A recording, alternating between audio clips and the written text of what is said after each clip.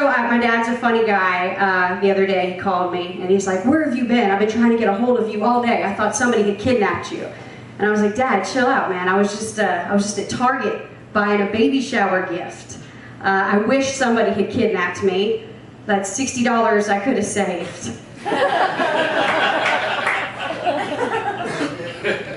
Thank you. Like if I was ever in a hostage situation, my father is the last person that I would want negotiating for me, right? Like I've known him my whole life. Like I've seen his negotiating skills. It starts with a bad email joke and then it just ends with him doing dishes for 2.5 weeks. It's not gonna do me any good. Like I am a single hormonal woman in her 30s. I would be flattered if somebody would kidnap me, right? Like, "Oh, you want to take me into your van and then take me down into your basement? Okay, all right. This is going pretty fast. It only took me 4 years to meet my last boyfriend's parents. All right, let's do this thing, right?" Okay, everybody else has great relationships. Good for you.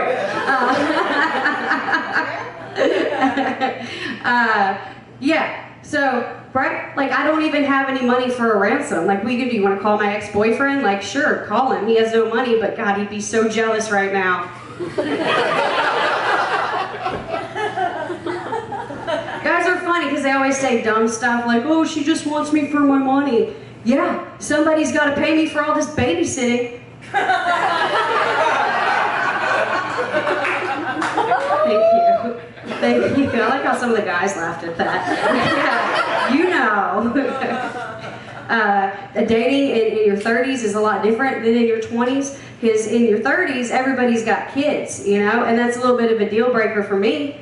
I dated one guy, he had like a 12-year-old daughter, and I was like, all right, like I'll make it an exception, because here in a few years, she's going to be old enough to run away, you know?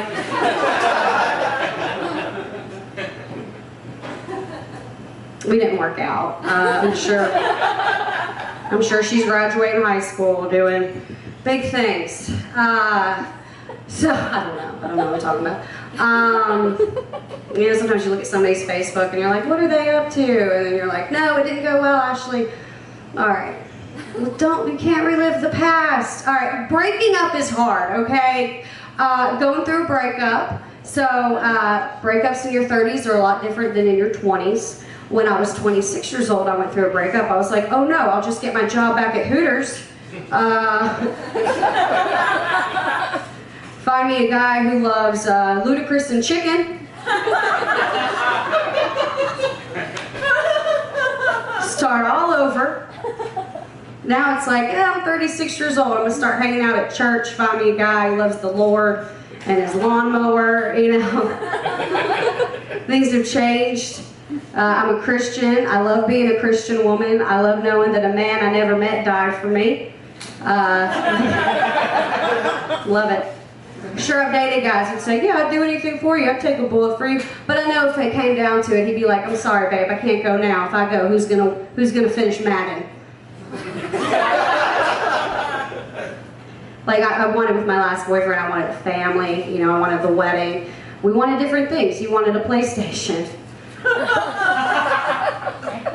So was she dating high school boys? No. I just left a baby shower earlier this week. Baby showers are like my life, okay? Like I'm throwing a baby shower, I'm going to a baby shower. That's what happens when you work at Hooters for 12 years, okay? Like I have nobody to be mad at but myself. 10 years ago, I was throwing my friends' baby showers. Now I'm throwing their babies' baby showers. I don't even have my own baby. I'm like, I don't even know if I can still have babies, right? Like, I'm gonna have a kid. They're gonna be going through college. I'll be collecting Social Security. You know, they're gonna call me. They're like, "Life is so hard." I'm gonna be like, "So are stairs." Like, shut up. Get Mama's crossword puzzle and her Bengay. We're gonna figure this out. All right, you guys are having fun. Some of you keep going to the bathrooms because I'm making you laugh so hard you're peeing your pants. You can tell that's really what's happening. It's the things that we tell ourselves. Yeah, going through a breakup. I think I'm doing good. It's funny when you go through a breakup, right, and you're like, I think I'm going to start going through therapy. I think I'm getting a little bit mad, and you tell your friends, and you expect your friends to be like, no, girl, you're fine, you're cool. But your friends keep it real, so they're like, yeah, cool, how soon? And those are my friends. It's like, I realized I needed to go to therapy the moment that I texted him and said, I'm gonna burn all of your stuff. I was like, okay, maybe I need to get some help. Like, how am I gonna burn his stuff? I live on the second floor of an apartment. Like, oh, I know, I'll just become homeless. That'll show him not to mess with me, right? Like, how do you even start dating again after you do something like that, Like, you go out and they're like, how did your last relationship end? Well, he got real crazy on me, so I had to burn all his stuff. Like, I'm moving on, You forgive and then you forget. I don't hold it against the guy. Going to therapy. I lived in Chicago for a while. The biggest difference between women in Chicago and women in the South? Women in the South have babies, women in Chicago have depression. Have you guys ever been there? Real cold. I'm sorry. Maybe it was just me. I got real depressed when I lived in Chicago. I got involved in a 12-step program. Thought I had a problem. My dad's like, drinking alcohol. You think that's your problem? He's like, don't you know drugs and alcohol don't make your problems go away. Look at me. I've been drinking over half my life. Your mother's still here.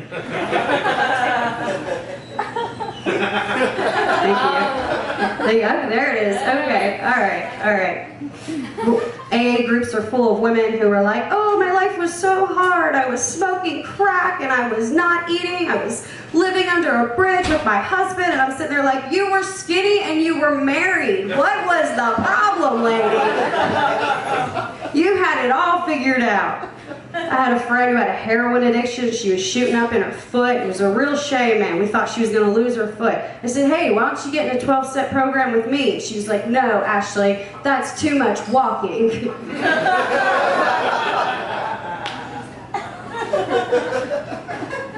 I joke a lot about wanting to get married and have kids, but honestly, it scares me. I don't know if I have the capability to put on a wedding. Right, it's got to be stressful. First off, you've got to find 3 to 5 of your girlfriends who are less attractive than you. Right? That's hard, especially when you worked at Hooters. Put them in ugly dresses. Would you say? Was that you? Put them in ugly dresses. Yes, ma'am. Make them pay $200 to look like Bertha. That's what I'm gonna do. Make them look like they belong in a carnival. Okay, she feels me. But I think what I would do, this is what I will do. When I get married, if I get married, God help the man. But if we ever get married, I'm gonna take all my bachelorettes out the night before the wedding. I'm gonna get them drunk, right? Buy them shots, throw in some needle porn, throw in the heroin. Let's go crazy, okay? I'm gonna stay sober. We're gonna be out till 5 in the morning. I come down the wedding the next day. I'm walking down the aisle, right? I look like Princess Di on her wedding day. The girlfriends all walk down the aisle. They look like Princess Di today.